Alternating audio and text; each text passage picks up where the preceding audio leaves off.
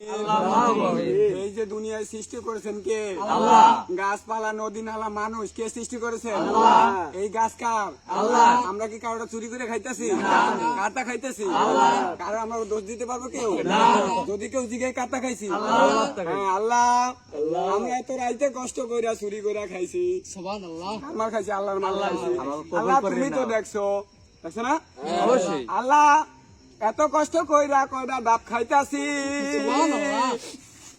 তুমি ভুল বুঝো না।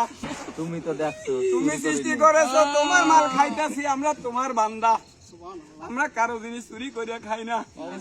আল্লাহ যদিও কেউ চোর বলে, তার বিচার তুমি কইরো। আমরা জানি কালকে এলাকায় সমালোচনা করবে, কি করছি আমরা?